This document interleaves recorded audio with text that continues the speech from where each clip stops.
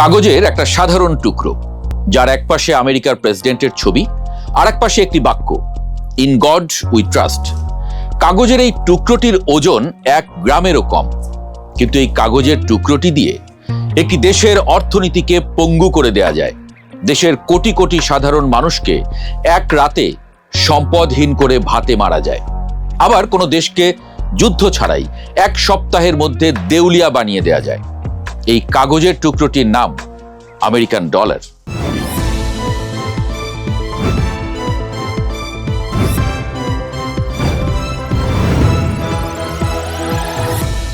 আসুন একটু global financial ক্রোনোলজিতে ঢুকি।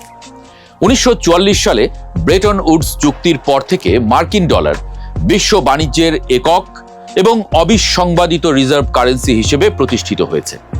2026 সালের আন্তর্জাতিক অর্থনৈতিক ডেটা অনুযায়ী বিশ্বজুড়ে উৎপাদিত সমস্ত খনিজ তেল, সোনা এবং আন্তর্জাতিক বাণিজ্যের প্রায় 88% লেনদেন সম্পন্ন হয় ডলারে। পৃথিবীর সমস্ত কেন্দ্রীয় ব্যাংকের ভল্টে সিংহভাগ বিদেশি মুদ্রার রিজার্ভ জমা থাকে এই ডলারে।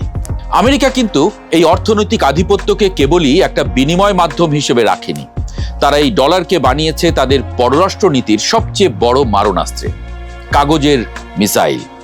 পুরো পৃথিবীর আন্তর্জাতিক ব্যাংকিং লেনদেনের যে মূল মেরুদণ্ড, তার নাম SWIFT, society for world wide interbank financial telecommunication. Belgium ভিত্তিক এই সংস্থাটি কাগজে কলমে টেকনিক্যালি একটি নিরপেক্ষ গ্লোবাল কোঅপারেটিভ, কিন্তু এর মূল সার্ভার এবং আইনি নিয়ন্ত্রণ এককভাবে আমেরিকার হাতে। সুইফট সিস্টেম যে কতটা শক্তিশালী এবং এর সিকিউরিটি ফ্রেমওয়ার্ক যে একটি দেশের জন্য জীবনমরণ প্রশ্ন, তা বাংলাদেশিরা হাড়ে হাড়ে টের পেয়েছিল 2016 সালের 4 ফেব্রুয়ারি। সেই কালো রাতে হ্যাকাররা সুইফট নেটওয়ার্কে ভুয়া কোড ব্যবহার করে federal reserve bank of new ইয়র্কে থাকা বাংলাদেশ ব্যাংকের অ্যাকাউন্ট থেকে $101 মিলিয়ন চুরি করে এবং তা ফিলিপাইনের ক্যাসিনোতে পাচার করে দেয়। এই মেগা রবারি প্রমাণ করে দেয় সুইফট সিস্টেমের সিকিউরিটি সিস্টেমে কত বড় ফাঁক আছে। এর মেসেজিং লাইনের নিয়ন্ত্রণ যদি হ্যাকারদের হাতে পড়ে, তবে একটি দেশের সেন্ট্রাল ব্যাংক এক রাতে নিঃস্ব হয়ে যেতে পারে। কিন্তু 2022 সালে ইউক্রেন যুদ্ধ শুরু হবার পর পৃথিবী দেখেছে আরো বড় এক হ্যাকিং। তবে এবার কোনো আন্ডারগ্রাউন্ড হ্যাকার গ্রুপ নয়, আমেরিকা স্বয়ং এই সুইফট সিস্টেমে মিসাইল মেরেছে। তারা রাশিয়ার সমস্ত ব্যাংককে এক রাতে এই সুইফট নেটওয়ার্ক থেকে সম্পূর্ণ বিচ্ছিন্ন বা ব্ল্যাকআউট করে দেয়। শুধু তাই নয়, পশ্চিমা দেশের কেন্দ্রীয় ব্যাংকগুলোতে রাশিয়ার গচ্ছিত রাখা $300 বিলিয়ন মার্কিন ফেডারেল ব্যাংক এবং ইউরোপীয় ইউনিয়ন বাজেয়াপ্ত করে দেয়। আন্তর্জাতিক অর্থনীতির ইতিহাসে এমন ঘটনা আর নেই। একটি পরমাণু শক্তিধর দেশের রাষ্ট্রীয় তহবিল এভাবে এক কলমের খোঁচায় $300 বিলিয়ন ডাকাতি। পুরো পৃথিবীর জন্য এটা ছিল বিশাল এক রেড সিগন্যাল। চীন, ভারত, ব্রাজিল থেকে শুরু করে বাংলাদেশের মতো দেশগুলো বুঝতে পারে, আজ যদি কোনো কারণে তারা আমেরিকার মতের বাইরে গিয়ে কোনো সিদ্ধান্ত নেয়, তবে কাল তাদের রিজার্ভও একইভাবে এক রাতে ফ্রিজ করে দেওয়া হবে। ডলারকে মিসাইল বানিয়ে আমেরিকার এই নীরব যুদ্ধের বিরুদ্ধে বিশ্ব অর্থনীতিতে জন্ম নিয়েছে নতুন এক ধারা, ব্রিক্স, যার উদ্দেশ্য ডি-ডলারাইজেশন, সোজা বাংলায় ডলারের কাগজের মিসাইলের বিরুদ্ধে যুদ্ধ। আমেরিকান কাগজের মিসাইল প্রতিরোধ করার জন্য চীন এবং রাশিয়ার যৌথ নেতৃত্বে প্রতিষ্ঠিত হয়েছে ব্রিক্স জোট। ব্রাজিল, রাশিয়া, ভারত, চীন ও দক্ষিণ আফ্রিকার এই ব্লকে সাম্প্রতিক সময়ে যোগ দিয়েছে মিশর, ইথিওপিয়া, ইরান এবং সংযুক্ত আরব আমিরাতের মতো উদীয়মান অর্থনৈতিক পরাশক্তিগুলো। আন্তর্জাতিক অর্থনীতিবিদরা একে বলছেন ব্রিক্স প্লাস। পারচেজিং পাওয়ার প্রায়োরিটি বা পিপিপি অনুযায়ী বৈশ্বিক জিডিপিতে এই ব্রিক্স প্লাস জোটের সম্মিলিত শেয়ার এখন 32.5% ছাড়িয়ে গেছে। আমেরিকার নেতৃত্বে থাকা পশ্চিমা উন্নত দেশগুলোর জোট G7 এর 30%-এর চেয়েও বেশি। সম্পদ কম থাকা সত্ত্বেও আমেরিকা কি করে বিশ্বের অর্থনৈতিক পরাশক্তি হয়েছিল জানেন? কারণ আমেরিকার ডলার সাম্রাজ্যের সবচেয়ে বড় যে স্তম্ভটি গত 50 বছর ধরে টিকেছিল, তার নাম পেট্রোডলার। 1974 সালে আমেরিকার প্রেসিডেন্ট রিচার্ড নিক্সন এবং সৌদি আরবের বাদশাহ ফয়সালের মধ্যে একটি ঐতিহাসিক চুক্তি হয়েছিল। চুক্তিটি ছিল আমেরিকা সৌদি রাজপরিবারকে যে কোনো বহিরাগত আক্রমণ থেকে সামরিক সুরক্ষা দেবে, আর এর বিনিময়ে সৌদি আরব পৃথিবীর সমস্ত দেশের কাছে তাদের উৎপাদিত খনিজ তেল শুধুমাত্র মার্কিন ডলারে বিক্রি করবে। সেখান থেকেই জন্ম নেয় পেট্রো ডলার। সৌদি আরব ওপেক দেশগুলোকেও বাধ্য করে ডলারে লেনদেন করতে, ফলে আমেরিকা পেয়ে যায় ইচ্ছামতো ডলার ছাপানোর লাইসেন্স। বিষয়টা একটু বুঝিয়ে বলা যাক। জাপান, জার্মানি, ভারত এবং বাংলাদেশের যদি ফ্যাক্টরি বা গাড়ি চালাতে তেলের প্রয়োজন হয়, তারা তাদের নিজস্ব মুদ্রা দিয়ে তেল কিনতে পারবে না। তেল কিনতে হলে তাদের আগে নিজের সোনা বিক্রি করে মার্কিন ডলার অর্জন করতে হবে। যেহেতু তেল প্রতিদিন কিনতে হয়, তাই পৃথিবীর প্রতিটি দেশ বাধ্য হয়ে তাদের কেন্দ্রীয় ব্যাংকে বিলিয়ন বিলিয়ন ডলার রিজার্ভ রাখে। আমেরিকার কাজ শুধু কাগজ আর কালি খরচ করে ডলার ছাপিয়ে ফেলা। সেই ডলার নেওয়ার জন্য পুরো পৃথিবী লাইনে দাঁড়িয়ে আছে। ডলারের এই চাহিদা বুঝতে পেরে আমেরিকা ইচ্ছেমতো ডলার ছাপানো শুরু করে দেয়। ভিয়েতনাম যুদ্ধের খরচ চালাতে গিয়ে আমেরিকা তাদের ভল্টে থাকা সোনার পরিমাণের চেয়ে বহুগুণ বেশি ডলার ছাপিয়ে ফেলে। ফ্রান্স এবং জার্মানি যখন এই চালাকি ধরে ফেলে, তারা জাহাজ ভরে ডলার নিয়ে আমেরিকার কাছে এসে বলে, আমাদের ডলার নাও আর আমাদের সোনা ফেরত দাও। তখন আমেরিকার ভল্ট খালি হবার উপক্রম হয়। 1971 সালের 15ই আগস্ট মার্কিন প্রেসিডেন্ট রিচার্ড নিক্সন টিভিতে লাইভে এসে ঘোষণা দেন, আজ থেকে আমেরিকা ডলারের বদলে কাউকে কোনো সোনা দেবে না। সেই দিন থেকে ডলারের নতুন নাম হয় ফিয়াট কারেন্সি বা বিশ্বাসভিত্তিক মুদ্রা। কিন্তু যেই মুদ্রার কোনো ব্যাকআপ নেই, সেই মুদ্রাকে কেন মানুষ বিশ্বাস করবে? ঠিক এই জন্যই আমেরিকা সৌদি আরবকে চেপে ধরে পেট্রো ডলার চুক্তি করতে বাধ্য করে। আমেরিকাও পেয়ে যায় আনলিমিটেড ডলার ছাপানোর লাইসেন্স। আমেরিকা যে সোনার হিসাব না করে ডলার ইচ্ছে মতো ছাপে, তার সবচেয়ে বড় প্রমাণ 2020 সালের করোনাকালীন সময়। 2020 সালে করোনা মহামারীর ধাক্কা সামলাতে মার্কিন ফেডারেল রিজার্ভ কোনো সোনা বা তেলের ব্যাকআপ ছাড়াই 6 ট্রিলিয়ন অর্থাৎ 6 লাখ কোটি নতুন ডলার ছাপায়। আমেরিকার ইতিহাসে এত ডলার কখনো একসাথে ছাপা হয়নি। তারা যদি সোনার সমপরিমাণ ছাপাতো, তবে এক রাতে আমেরিকার ভল্টে 6 ট্রিলিয়ন ডলারের সোনা কোত্থেকে আসলো? কোনো সোনা আসেনি। তারা স্রেফ বাতাসের বিশ্বাসের ডলার তৈরি করেছে, আর পুরো পৃথিবীকে এই ডলার ধর্মে বিশ্বাস করতে বাধ্য করেছে।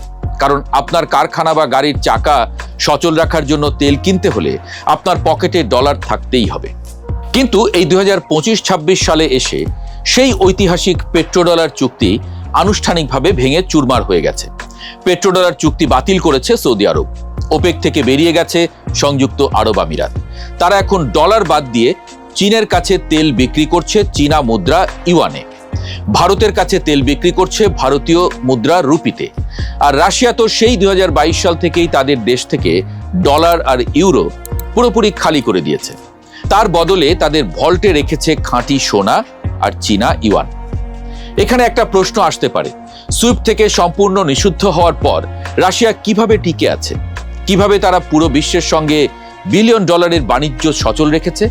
এর উত্তর আছে এই শতাব্দীর সবচেয়ে বড় আন্ডারগ্রাউন্ড ফিনান্সিয়াল সিক্রেটের মধ্যে।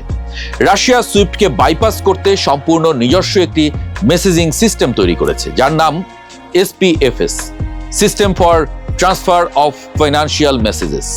রাশিয়া তার এই স্পপসকে যুক্ত করেছে উত্তর কোরিয়া, কাজাখস্তান, কিরগিজস্তান এবং চীনের ব্যাংকিং নেটওয়ার্কের সঙ্গে। পুতিনের রাশিয়া এখন উত্তর কোরিয়া থেকে সস্তায় সামরিক গোলাবারুদ এবং যুদ্ধাস্ত্র আমদানি করছে, যার পেমেন্ট দেয়া হচ্ছে সরাসরি ফিজিক্যাল সোনা এবং ক্রিপ্টোকারেন্সির মাধ্যমে। অন্যদিকে কাজাখস্তান এবং কিরগিজস্তানকে ট্রানজিট রুট হিসেবে ব্যবহার করে রাশিয়া পশ্চিমা হাইটেক মাইক্রোচিপ ও গ্যাজেট চোরা পথে নিজেদের দেশে নিয়ে আসছে। রাশিয়া কাজাখস্তানের সীমান্ত ব্যাংকগুলোর মাধ্যমে রুবল এবং কাজাখস্তানি টেঙ্গে মুদ্রায় এলসি সেটেল করছে। এই লেনদেনগুলোর কোনো ডেটা বা মেসেজ সুইফটের বেলজিয়াম সার্ভারে পৌঁছায় না। এটি সম্পূর্ণ আলাদা একটা ফিনান্সিয়াল সিস্টেম। পৃথিবীর অন্য দেশগুলো যদি সুইফটের বাইরে গিয়ে রাশিয়ার মতো লেনদেন শুরু করে, তবে আমেরিকা মহা বিপদে পড়বে। ইচ্ছে মতো ট্রিলিয়ন ট্রিলিয়ন ডলার ছাপালেও কেউ সেই নোট নেবে না। আমেরিকার হাইপার ইনফ্লেশন বা মহা মুদ্রাস্ফীতি দেখা দেবে। ডলার মিসাইল তখন বুমেরাং হয়ে আমেরিকাকেই আঘাত করবে। ঠিক এই কাজটাই করতে চাইছে ব্রিক্স। তারা R5 নামে নতুন এক কারেন্সি তৈরি করতে যাচ্ছে। 12 সেপ্টেম্বর নয়াদিল্লিতে ব্রিক্স শীর্ষ সম্মেলনের মূল এজেন্ডাই হচ্ছে R5। এখানে বলে রাখি, R5 কোনো সাধারণ কাগজের নোট হবে না। এটা হবে ক্রিপ্টোকারেন্সি বা সেন্ট্রাল ব্যাংক ডিজিটাল কারেন্সি বা CBDC। ব্যাকআপ হিসেবে কোনো দেশের ফাঁপা প্রমিসরি নোট থাকবে না, থাকবে সরাসরি আসল সোনা, রেয়ার আর্থ মেটালস এবং প্রাকৃতিক তেলের ফিজিক্যাল রিজার্ভ, যেখানে আমেরিকার কোনো নিয়ন্ত্রণ থাকবে না সুইফটের মতো কোনো নিষেধাজ্ঞার ভয়। পরাশক্তিদের এই ডলার বনাম ব্রিক্সের মহাযুদ্ধের ঠিক মাঝখানে এসে দাঁড়িয়েছে বাংলাদেশ। বাংলাদেশ প্রাতিষ্ঠানিকভাবে ব্রিক্স প্লাস জোটের সদস্য পদের জন্য আবেদন করেছে এবং ব্রিক্সের তৈরি করা নিউ ডেভেলপমেন্ট ব্যাংক বা NDBর শেয়ার হোল্ডার পার্টনার অলরেডি হয়ে গেছে। এখন সবচেয়ে বড় প্রশ্ন, বাংলাদেশ কি তাহলে আমেরিকার পশ্চিমা ব্লক থেকে বেরিয়ে রাশিয়া চীনের ব্লকে ঢুকতে যাচ্ছে? আর যদি তাই হয়, তবে এর পরিণতি কি হতে পারে? বাংলাদেশের সুইফট লেনদেন কি তাহলে চিরতরে বন্ধ হয়ে যাবে? একটু পেছনে ফিরে তাকানো যাক। যখন শেখ হাসিনা প্রধানমন্ত্রী ছিলেন, তখন তার প্রধান বন্ধু ছিল ভারত, আর ভারতের প্রধান ভরসা ছিল রাশিয়া। রাশিয়া ইন্ডিয়ার ভরসায় বাংলাদেশ ব্রিক্সের দিকে ঝুঁকে গিয়েছিল। 2023 সালে ব্রিক্স শীর্ষ সম্মেলনে যোগ দিয়েছিলেন শেখ হাসিনা। সেখানে তিনি ভাষণও দেন, বাংলাদেশকে ব্রিক্সের সদস্য করার আহ্বান জানান তিনি। বর্তমান প্রধানমন্ত্রী তারেক রহমানও শেখ হাসিনার পথেই হাঁটছেন। তিনিও বাংলাদেশকে ব্রিক্সের সদস্য করার আহ্বান জানিয়েছেন। কিন্তু 2024-এর পর বাংলাদেশে ভারত রাশিয়ার চেয়ে আমেরিকার প্রভাব অনেক বেড়েছে। অর্থনৈতিক সমীকরণও একটু দেখা যাক। বাংলাদেশ ব্যাংকের ডেটা অনুযায়ী বাংলাদেশের মোট রপ্তানি আয়ের 80%-এরও বেশি আসে তৈরি পোশাক বা রেডিমেড গার্মেন্টস থেকে, যার মূল ক্রেতা আমেরিকা এবং ইউরোপীয় ইউনিয়ন। এই পুরো পেমেন্টটি আসে সুইফটের মাধ্যমে এবং আমেরিকান ডলারে। অন্যদিকে বাংলাদেশ যত কাঁচামাল, তুলা, কাপড় এবং ভারী যন্ত্রপাতি আমদানি করে, তার সিংহভাগ আসে চীন ও ভারত থেকে। বাংলাদেশ যদি আমেরিকার চাপ উপেক্ষা করে ব্রিক্সে যোগ দেয়, তবে আমেরিকা বাংলাদেশকে সুইফট থেকে সরাসরি নিষিদ্ধ করতে পারবে না। কারণ কোনো দেশকে সুইফট থেকে বের করতে হলে ইউরোপীয় ইউনিয়নের অনুমোদন তো লাগেই, একই সাথে জাতিসংঘ নিরাপত্তা পরিষদেরও একটা বড় ফ্রেমওয়ার্ক লাগে, যা বাংলাদেশের ক্ষেত্রে প্রায় অসম্ভব। কিন্তু আমেরিকা যে অস্ত্রটি ব্যবহার করবে তা আরো মারাত্মক। সেটা হলো অর্থনৈতিক নিষেধাজ্ঞা বা অতিরিক্ত শুল্ক আরোপ। এই কাজটা আমেরিকা এর মধ্যে একবার করেও ফেলেছে। সেই শুল্ক থেকে মুক্তির জন্য বাংলাদেশকে আমেরিকার সঙ্গে চুক্তি করতে হয়েছে। এর ফলে আমেরিকায় রপ্তানি করতে এখন 19% পাল্টা শুল্ক দিতে হচ্ছে। এবছরের জানুয়ারি থেকে এই শুল্ক কার্যকর হয়েছে। এই অতিরিক্ত শুল্কের কারণে এরই মধ্যে আমেরিকায় গার্মেন্টস রপ্তানি প্রায় 4% কমে গেছে। আর এই 6 মাসেই 27টি কারখানা বন্ধ হয়েছে বাংলাদেশে। শ্রমিক ছাঁটাই হয়েছে 20,000। ট্রাম্প যে 37% পাল্টা শুল্ক বসিয়েছিল, তা যদি কার্যকর থাকতো, তাহলে বাংলাদেশের গার্মেন্টস শিল্প পুরোপুরি ধসে যেত, রিজার্ভ কমে যেত, তেল থেকে মেশিন সবকিছু আমদানি ব্যাপকভাবে কমে যেত। অর্থাৎ আমেরিকা চাইলে বাংলাদেশের অর্থনীতিতে বড় বিপর্যয় ঘটিয়ে কিন্তু দিতেই পারে। এই ধ্বংসাত্মক পরিণতি এড়াতেই বাংলাদেশ এখন বিকল্প রাস্তা খুঁজছে। একদিকে চীনের সঙ্গে ইউয়ানে লেনদেন শুরু করেছে, রাশিয়াকে রূপপুর পারমাণবিক বিদ্যুৎ কেন্দ্রের ঋণের কিস্তি ইউয়ানে দিতে চাইছে, আবার আমেরিকাকে খুশি রাখতে চুক্তি সই করছে। বাংলাদেশের হয়েছে কুল রাখি না শ্যাম রাখি অবস্থা। কোনো ব্লকেই সরাসরি ঢুকতে পারছে না। অর্থনীতি এতই নাজুক যে একদিকে সামলাতে গেলে আর একদিকে ঘাটতি দেখা দেয়। শুধু বাংলাদেশই যে এই বিপদে পড়েছে তা কিন্তু নয়। চীনের কথাই যদি ধরি, চীনের সেন্ট্রাল ব্যাংকেই আছে $3.2 ট্রিলিয়ন, যার একটা বড় অংশ আবার আমেরিকার ট্রেজারি বন্ড। অর্থাৎ চীন যে ডলারকে টেক্কা দিতে চাইছে, সেই ডলারের যদি পতন ঘটে, তাহলে তাদের $ট্রিলিয়ন সম্পদও নাই হয়ে যাবে।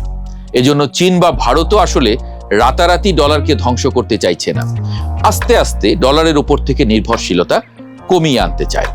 কিন্তু আজ হোক বা কাল হোক, ডলারের যে পতন হবেই, এ বিষয়ে কিন্তু কোনো সন্দেহ নেই। এই ডলারের উপরে ঈশ্বরের উপরে ট্রাস্ট বা বিশ্বাসের কথা লেখা আছে, কিন্তু বাস্তবে আমেরিকা চায় সবাই ঈশ্বরের মতো আমেরিকাকে মানুক। কিন্তু আগেই বলেছি, বিশ্ব অর্থনীতি আমেরিকার জারিজুরি বুঝে ফেলেছে, সুতরাং তারা ডলারের মধ্যে থাকবে না। কিন্তু বাংলাদেশের বিপদ হলো, বাংলাদেশ কোথায় যাবে তা বাংলাদেশ নিজেই জানে না, কোনো প্রস্তুতিও নেই। অর্থনীতিবিদরা বলছেন, R5 বা ব্রিক্স মুদ্রা চালু হলে ডলারের সাথে যে বিরোধ তৈরি হবে, তাতে গ্লোবাল ফিনান্সিয়াল ক্র্যাশ নেমে আসতে পারে। এবছরের শেষে বা আগামী বছরের শুরুতেই এমন বিপর্যয় নেমে আসতে পারে। পরাশক্তিদের এই ফিনান্সিয়াল যুদ্ধের মাঝখানে পড়ে বাংলাদেশের $120 বিলিয়ন ভঙ্গুর অর্থনীতি কোথায় গিয়ে দাঁড়াবে তা কেউ জানে না। সত্যি বলতে কি, খেলাটি এই মুহূর্তে এক চরম বিপজ্জনক মোড়ে দাঁড়িয়ে আছে।